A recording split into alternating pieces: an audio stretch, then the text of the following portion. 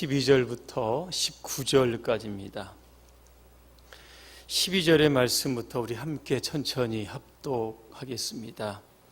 사랑하는 자들아, 너희를 연단하려고 오는 불시험을 이상한 일 당하는 것 같이 이상히 여기지 말고 오히려 너희가 그리스도의 고난에 참여하는 것으로 즐거워하라. 이는 그의 영광을 나타내실 때에 너희로 즐거워하고 기뻐하게 하려 함이라. 너희가 그리스도의 이름으로 치욕을 당하면 복이 있는 자로다. 영광의 영 곧 하나님의 영이 너희 위에 계심이라. 너희 중에 누구든지 살인이나 도둑질이나 악행이나 남의 일을 간섭하는 자로 고난을 받지 말려니와 만일 그리스도인으로 고난을 받으면 부끄러워하지 말고 도리어 그 이름으로 하나님께 영광을 돌리라. 하나님의 집에서 심판을 시작할 때가 되었나니 만일 우리에게 먼저 하면 하나님의 복음을 순종하지 아니하는 자들의 그 마지막은 어떠하며 또 의인이 겨우 구원을 받으면 경건하지 아니한 자와 죄인은 어디에 서리요. 그러므로 하나님의 뜻대로 고난을 받는 자들은 또한 선을 행하는 가운데에 그 영혼을 미쁘신 창조주께 의탁할지어다. 아멘. 그리스도인이 받을 고난이라고 하는 주제로 말씀을 드립니다. 지난 시간에 드린 설교를 혹시 기억하고 계십니까? 육체의 남은 때를 어떻게 살 것인가? 기억하시죠? 사람의 정욕을 따르지 말자 그랬습니다. 기억하시나요? 사람의 정욕이라고 하는 것이 어떤 것일까? 4장 3절에 보니까 6가지로 나와 있습니다. 음란과 정욕과 술취함과 방탕과 향락과 무법한 우상 숭배다 그랬습니다. 이 6가지는 세상 사람들이 살아가는 삶의 방식입니다. 자, 이렇게 사는 삶을 가리켜서 오늘 그 4절에 보니까 극한 방탕의 다름질하는 삶이다 그렇게 표현을 합니다. 자, 이렇게 살면 결과는 어떻게 될까? 5절에 보니까 하나님의 심판대에 서게 됩니다. 자, 그렇다라고 하면 우리는 어떻게 살아야 할 것인가? 하나님의 뜻을 따라 살자 그렇게 말씀을 드렸습니다. 하나님의 뜻에 따라 산다는 게 뭘까? 4가지로 말씀을 드렸습니다. 첫째는 정신을 차리고 살자 그랬습니다. 두 번째는 근신, 절제하며 기도하며 살자 그랬습니다.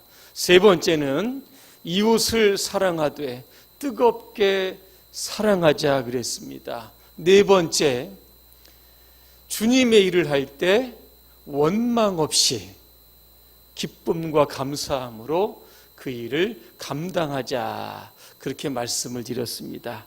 좀 기억하시겠죠? 자, 그리고 나서 오늘 본문이 이어집니다. 자, 하나님의 뜻대로 살려고 하는데도 계속해서 고난이 오는 겁니다. 우리가 그때 그 고난을 어떻게 해석해야 될까?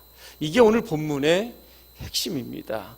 성경의 답변은 간단합니다. 고난을 이상한 것으로 여기지 말고 오히려 고난 가운데 즐거워하라 그렇게 이야기를 합니다. 12절에 보니까 고난도 보통 고난이 아니라 불시험, 여기에 비유를 합니다. 이 불시험이라고 하는 것은 용광로에서 금을 재련할 때 사용하는 불을 의미하고 있습니다. 그 영어 성경에 보니까 고통스럽게 하는 시련, 이게 바로 불시험입니다. 자, 바울은 사역을 하면서 전도를 하면서 이런 불시험을 당했습니다. 그가 이야기하는 불시험은 어떤 것일까? 고린도 후서 4장 7절에 보니까 이렇게 3가지로 설명합니다. 사방에서 짓눌림을 당하는 것을 의미합니다. 두 번째는 궁지에 몰려서 빠져나갈 상황이 없는 상태를 의미합니다. 세 번째는 맞아서 넘어진 상태를 의미합니다. 여러분, 고난 가운데 이런 불시험을 혹시 경험한 적이 여러분 있으십니까? 많은 분들은 이런 질문을 합니다. 어찌해서 악인은 잘 살고 그리스도인은 이러한 불시험 가운데 힘들고 어렵게 살아가고 있습니까? 오늘 베드로도 지금 제가 했던 질문을 했습니다. 한 번은 예수님께서 대제사장과 서기관들에게 붙잡혀서 고난을 받고 십자가에서 죽으시겠다는 말을 합니다. 이때 베드로가 펄쩍 뜁니다. 예수님께 그러한 고난이 생기지 않도록 제가 막아주고 주님을 지켜드리겠습니다. 이렇게 이야기합니다. 베드로는 예수님을 따라가면 꽃길만 걸을 줄 알았습니다. 그런데 시간이 지나고 나 보니까 오늘 베드로는 고난을 다른 시각에서 해석을 합니다. 고난을 피하지 말고, 고난을 당할 때 불평하지 말고 고난을 즐거워하라고 이야기합니다. 그 이유가 무엇일까? 예수님의 십자가의 고난을 깨달았기 때문에 그렇습니다. 예수님의 십자가의 고난은 어떤 의미가 있습니까?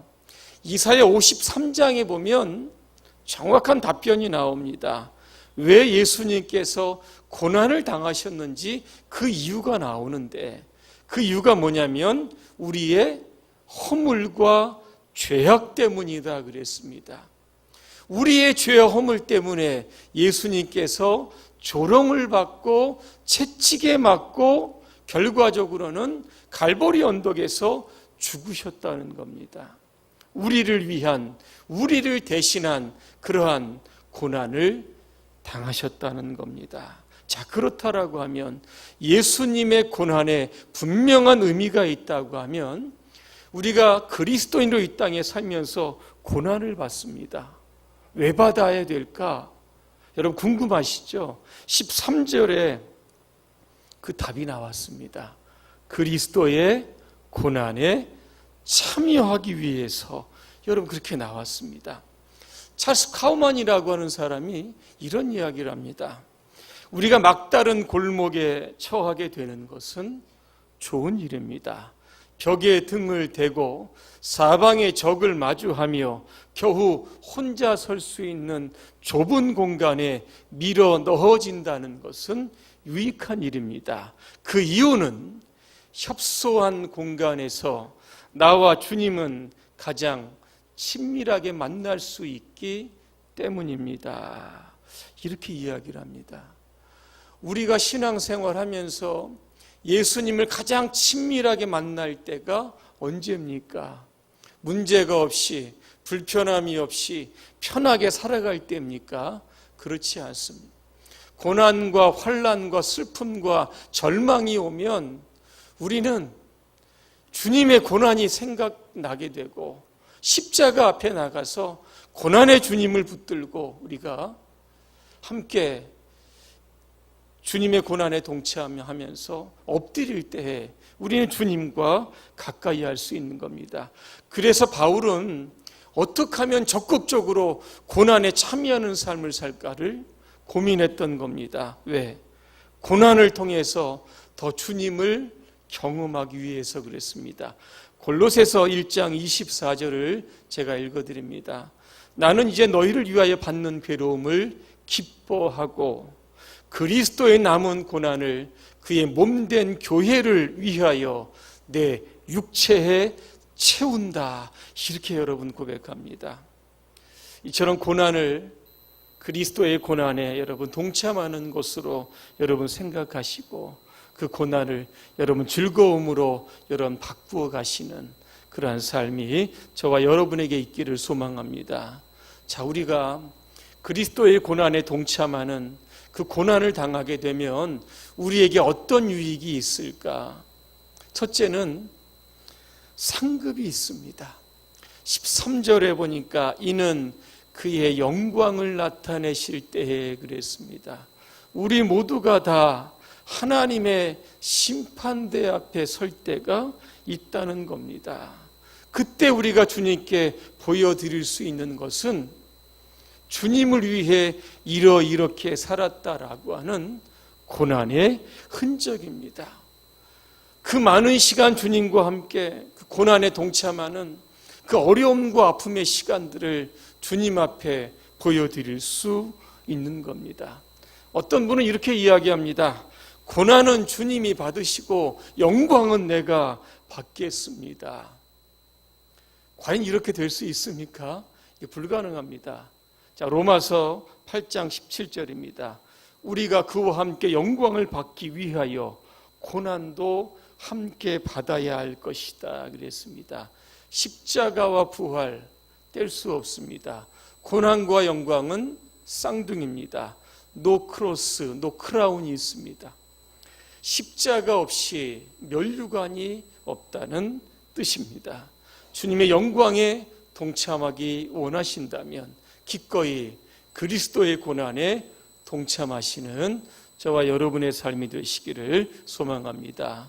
두 번째로는 우리가 그리스도의 고난에 여러분 동참하게 되면 어떤 유익이 있게 되냐면 하나님의 영이 우리와 함께 하십니다. 14절을 제가 한번 다시 읽어드립니다.